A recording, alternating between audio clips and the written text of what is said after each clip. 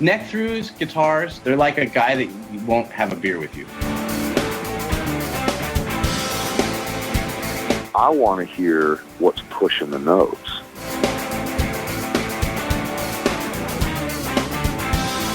Freddie King and B.B. King, Albert King, and let's not forget Burger King. I don't want to blow my knuckle out. Stainless steel is the work of the devil. These go to 11.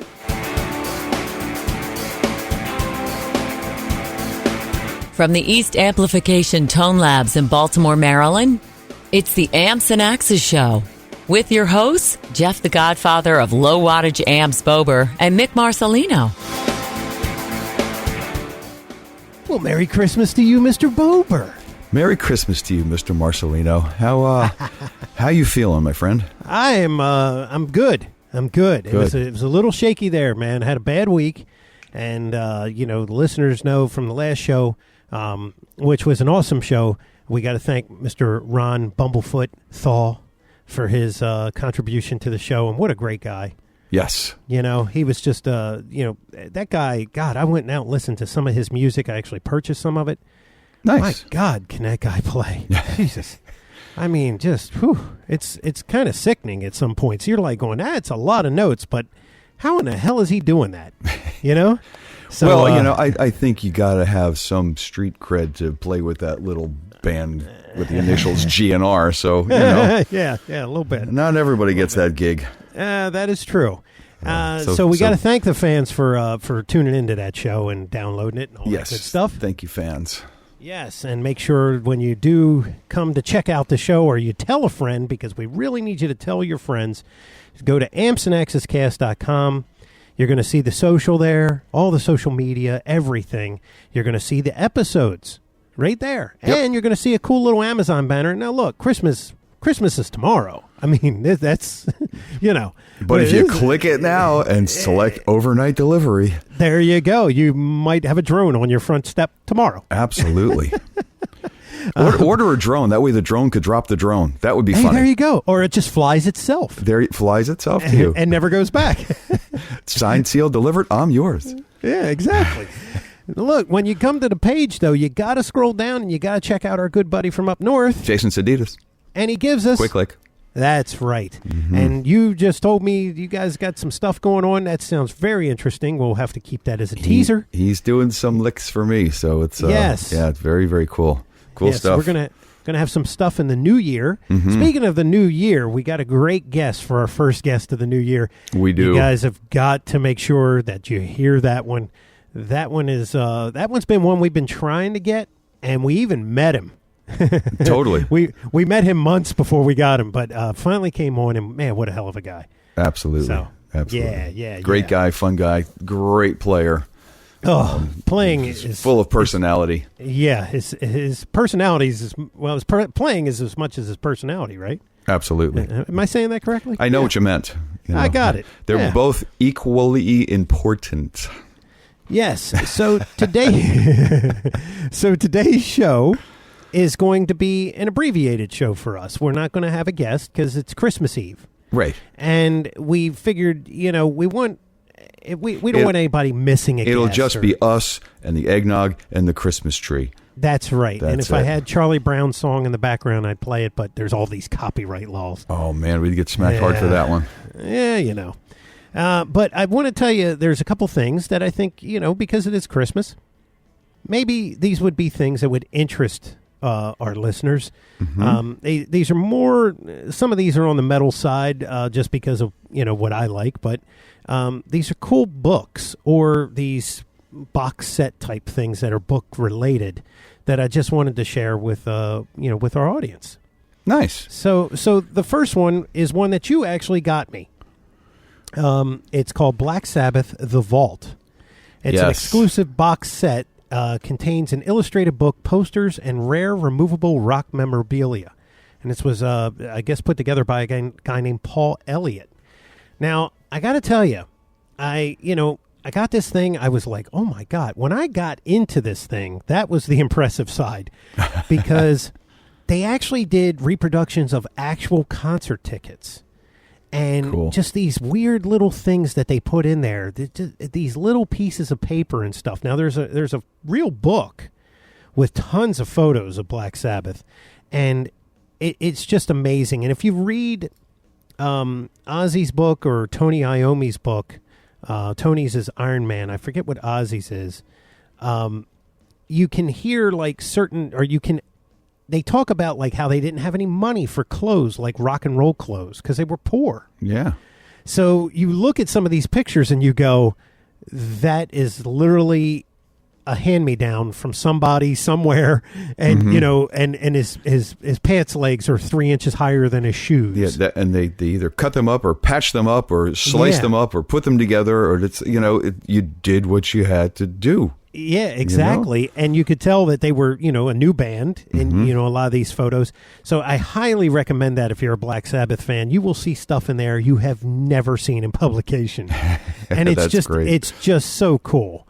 Yeah. So a second book that I got, and this was some time ago, and it may still be in publication. It's called Rockin' Garages. Have you ever heard of this thing? No. Is it like Cars and Guitars or something? So it's a collection of all of these, famous guys, right? So it's got Billy Joel, Keith Urban, Brian Johnson, Nick Mason, Kenny Wayne Shepherd, Sammy Hagar, and it says and more, and there's a bunch more. And the foreword was written by Billy F. Gibbons. Of course. Yeah, so these are like high-end, they didn't, probably, the only guy I know that really does work on his stuff, Danny Gatton is gone, but Jeff Beck. Jeff Beck actually does work on his own cars. These cars, a lot of these are, Kenny Wayne Shepherd will give Chip Foose, who's a famous builder, a car to build, and then he'll build that car to his liking and all. So they're, it's a little bit different than a guy that actually wrenches on them. Back in the day, if Danny was still alive, I'm sure there would be chock full of his old hot rods that he used to wrench on all the time. Oh, absolutely. Yeah. Absolutely. Yeah. Yeah, him and Jeff Beck, like two peas in a pod. They would rather be under the hood of a car than playing guitar. That's the truth. I mean, Car Crazy, the show Car Crazy, if you can ever find the episode, there's a full interview with Jeff Beck. And they don't talk about the guitars, but they talk about his cars. And they show his barn and, the cars that he has in there. And they go through them and what he had to do and how he worked on them. And, I mean, to the point, Jeff, where he was actually massaging the metal for the panels. Not just working on the motors, actually doing the body work and the old school way, too. So very, very cool guy. Very, Renaissance kind of guy. Yeah. Yeah. Wow. That's awesome. Yeah. Well, I know you were into cars too, and I used to, back in the day, I used to build engines and build cars and things. My first car was actually given to me by my uncle, and it was a Chevy 2 Nova that the insurance company totaled. Well, we pulled it in the garage, and me and my friends just rebuilt this whole thing. We rebuilt the engine. We body work with and no Bondo here, son. We did lead body work. Oh, Jesus! We melted the lead. Did lead body work and mowed over some brain cells in the process. But yes, what leading is that's a dying art. Yeah. And that's where technically that is where the term lead sled came from. Really? When you would see the old 49 Mercs and stuff, the low, where they're real low and the chop tops and everything, wherever they did, the body work, there was no Bondo back in those days in the 50s and the 60s, early 60s. So they had to use lead, and they let it in, and they filed it down, and they sanded it, grinded it, and that was it, man. Wow. Sled, huh? Lead sled. That's where the term came from. I did not know that. How about that? So, very cool. Another book here, Guitar Heaven. Now, this is an awesome book. I recommend it by Neville Martin. It's the most famous guitars to electrify our world. and the foreword was written by Les Paul. And basically, they go through and they cover all of our dream guitars, right? You know, the Strats, the Explorers, the Flying Vs, the Les Pauls, the SGs, and then they get into, you know, all the way from the very first, you know, electric. So it's got, you know, some weird stuff in there, like God, you know, like the ones that the Ramones used to play. I can't remember the name. Mosrites. Mosrites. Yeah, it does Airlines, Mosrites. It does, you know, all the Rickenbackers, all that stuff, and then it takes you through. And as you get, you know, further in time, then you start seeing, you know, the Parker Fly and the Paul Reed Smiths, and you know, those modern type kind of builders too. So it's a very cool journey, you know, for all these different guitars.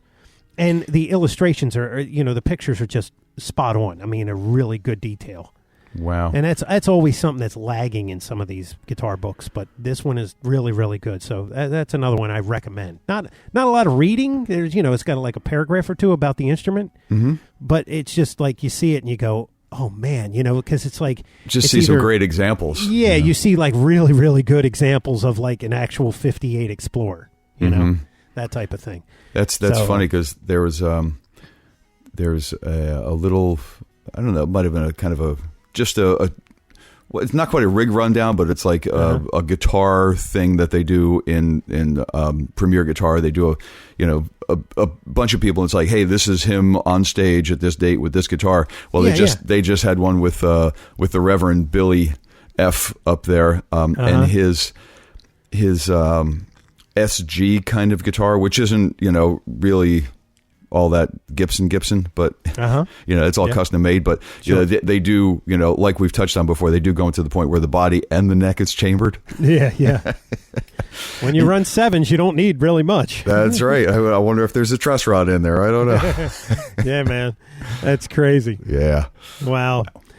So next book, one of my favorites is Eddie Van Halen by Neil Zlozauer. Right, he is the photographer. He was the photographer. And the foreword is written by Slash. Now, if you are a Van Halen, if you just like Van Halen, this book will blow your mind. I think it's every photograph that he ever took of Eddie Van Halen. Wow. In this book.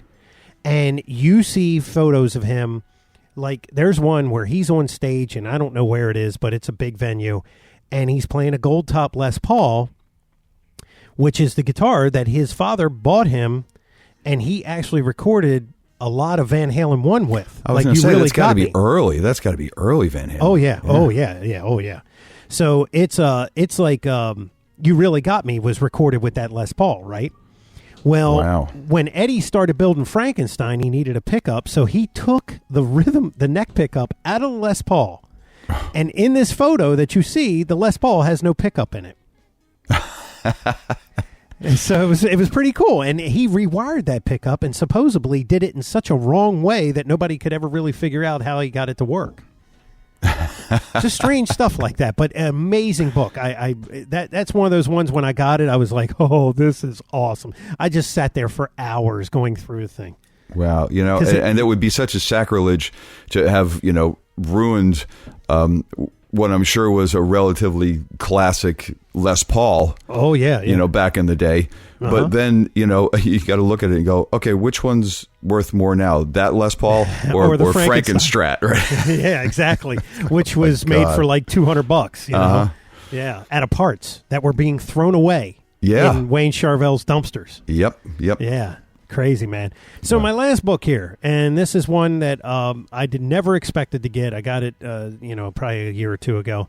The Dimebag Darrell. He came and rock, and it's not rocked, but rock. I don't know why, but he came and rock. Yeah. In it, it's got a DVD enclosed with some Dime Vision, which is part of that whole thing. Because this guy, not only was he like, he kind of changed the whole metal scene. He was like one of those guys that kind of changed it. He documented everything with a video camera. He got a video camera early on before they even became signed and big. And so he videotaped everything. They said his brother said he has stacks of VHS tapes that they like are still purging through, and they're still releasing stuff to this day. Wow. Well, anyway, they give you this bonus DVD, and there's a bunch of footage on there and all, but it just like the Van Halen thing, they cover his whole career, like how he got started, how he was a Van Halen fanatic, and his father was a country musician, and he told him, if you want to be noticed, you have to be the best guitarist out there. You have to be the best guy. So there was a point in time where he would go and do guitar battles at some, club. Mm-hmm. And it got to the point where they said, you can't do it anymore. He would do Eruption, like note for note. You got to give somebody else a chance to win? Pretty much. So that's where he won the Randall, and that's where he won the Dean guitar, the ML, that he used to use.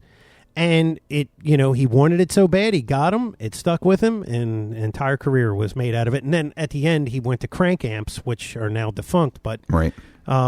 Yeah, I mean, just a really cool story, and, a horrible, tragic way to go. I mean, just some crazed person that, literally, like, just went up to him and just shot him 6 times. Well, wasn't he upset about...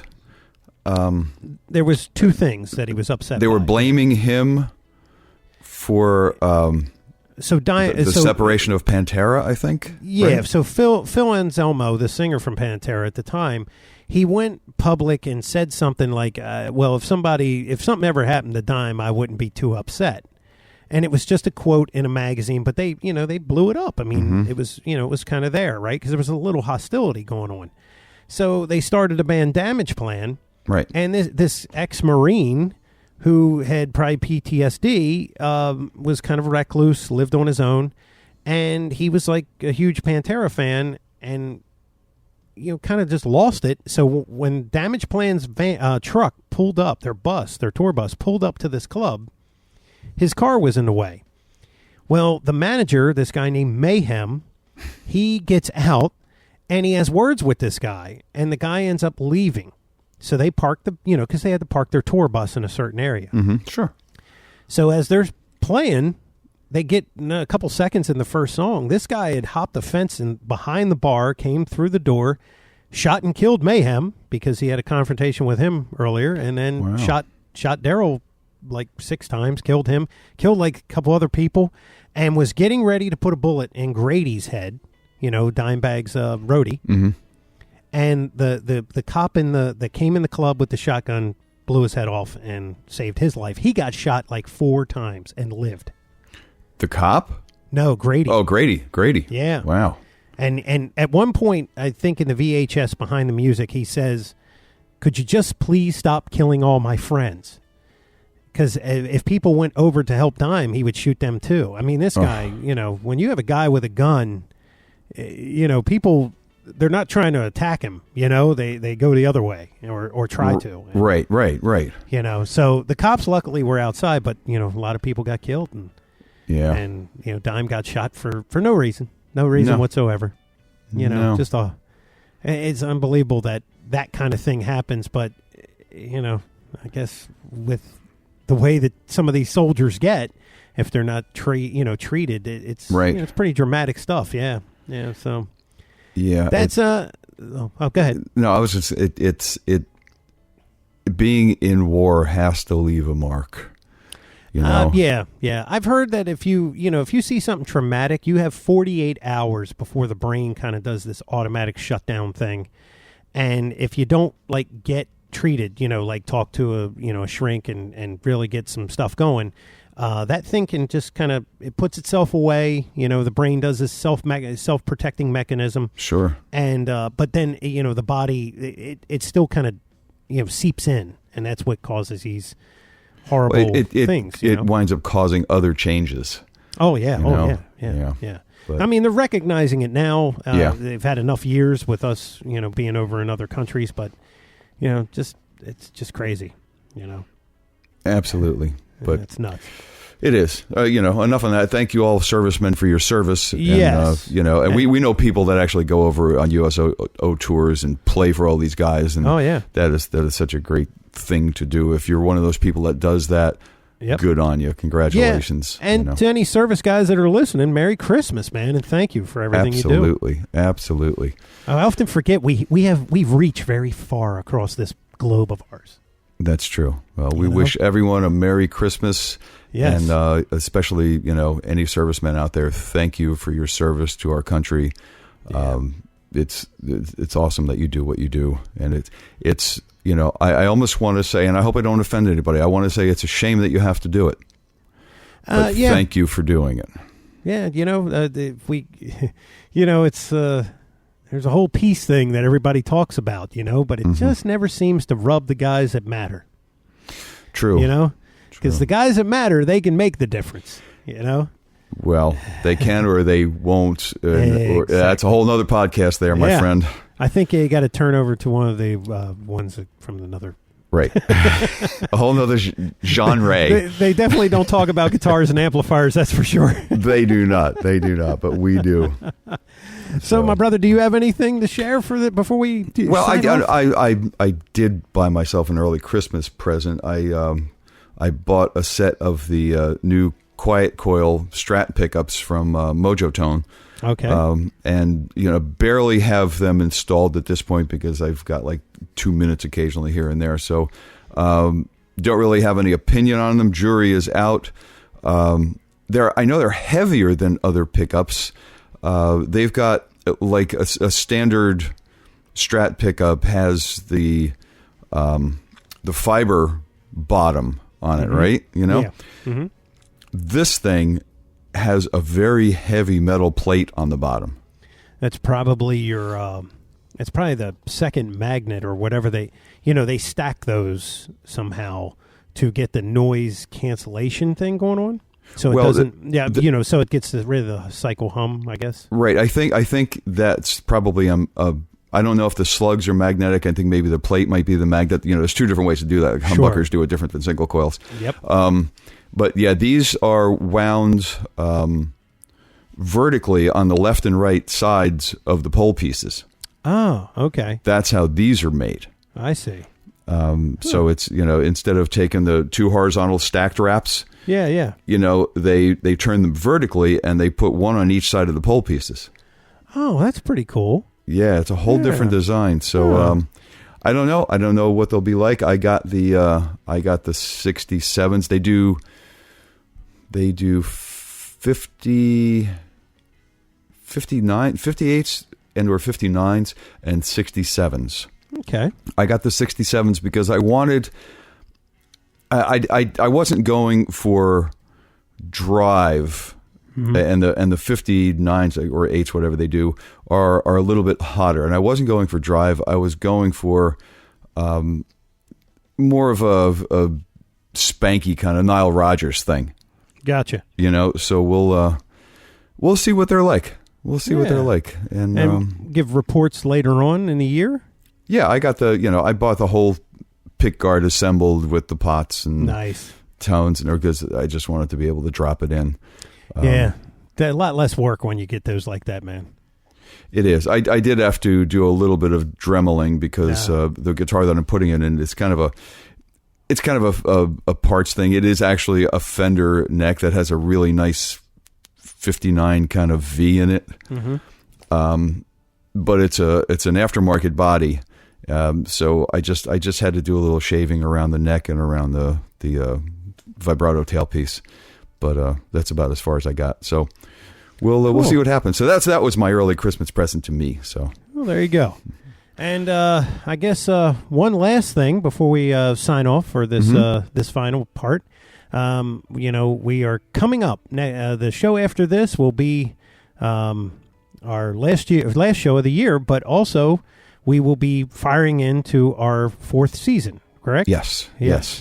So we thank everybody. We want to thank you guys, and by spreading the word is how this podcast can survive and continue to grow, and we'll be able to get more guests. And we just need you guys to, just tell your friends. And, some of this stuff, like we said, we're trying to keep it to where we're not so technical as much. So, maybe the audience can broaden a little bit. And you can hear about, some gunslinger or whatever, just you can hear their story. And that's all we do. We just give them the story. And That's true. We just let them tell their story because nobody can tell that story better than them. Right. And I don't know that there's any other cast out there that actually does this the way we do this. No. So we I've really checked. need your help in pushing the show because we really want to grow the show exponentially. Yes. And it will take help from everyone that listens to turn somebody else on, turn two people on, and those people will turn two people on, and those people will turn two people on each. And that's how we need this to grow in order for us to continue doing this. Yeah, man. If you're a guitar teacher, turn your students onto this because we cover a lot of stuff, and the guys that we talk to, they kind of educate us all the time. Absolutely. So that any little bit is going to help this show. We really want to continue the way that we're going, and we want to give you more. We don't want to just give you one show a week. We want to give you many shows a week on different subjects. And it may not be me and Jeff, but that's what we got to do to make this show happen, and we need your help. So there we go. Help us grow it so we can continue to give you more and more things, assortment of things. Yeah, and we'll have a kick-ass 2017, man. What the hell? Absolutely. That's what we're wishing for everybody. Because 2016 took way too many people, man. Crazy year. They had Zsa Zsa Gabor the other day, just insane. So we won't go out on the negative, but we definitely want to say, happy holidays, because there's so many of you. We can't really just say Christmas because it's worldwide. So it is. Happy holidays. But that won't stop me from saying Merry Christmas. That's right. Because I will say Merry Christmas, damn it. That's sure thing. So until next time, my friend. That's right, because there will be. That's right. Merry Christmas. I'm Mick Marcelino. I'm still Jeff Bober. And we're always saying, onward.